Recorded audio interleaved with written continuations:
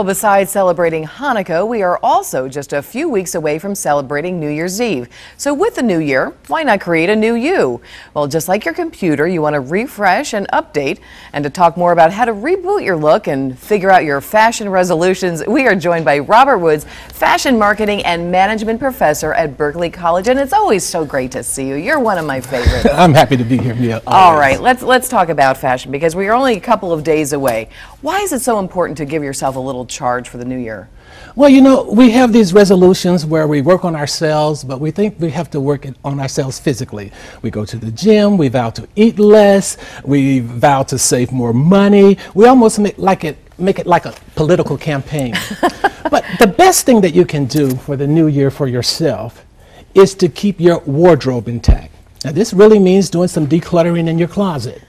And because if you do things the way you've always done them, you're never going to change.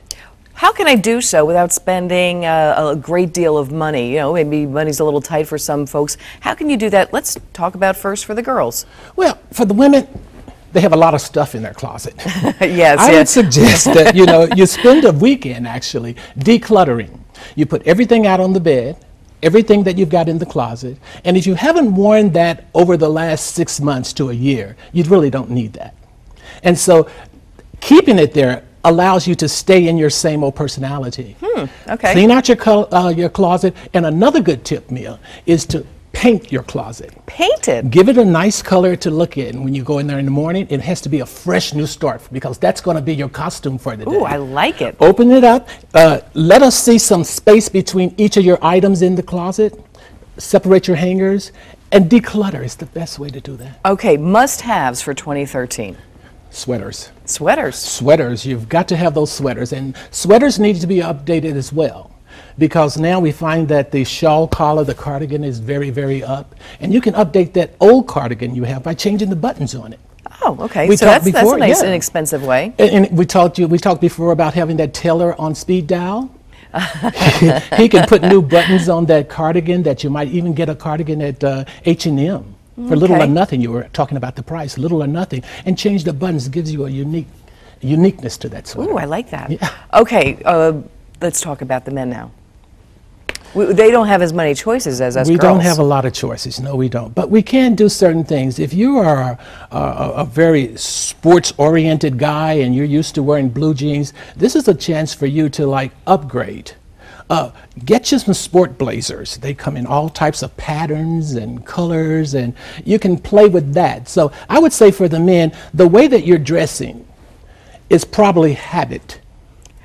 And there's also so many good sales right after the holidays. So especially, I saw a couple of jackets 2 for 1. So that's certainly an option for men as well. It's a huge option, and they shouldn't let their wives or their mothers do this for them. Because when a man gets that jacket or that tie and the wife says, "I thought this was cute for you, honey," and it has the New York City taxi cabs on it. No, it looks cute to her. That. Oh, some of the flowers, you know.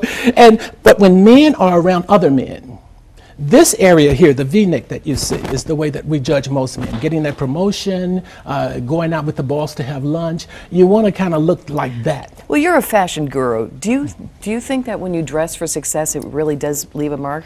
Oh, it does. When you make a bad impression with your dress, I meet you for the first time and you don't like the way I look, I'm going to have to meet you 17 more times for you to change your opinion of me.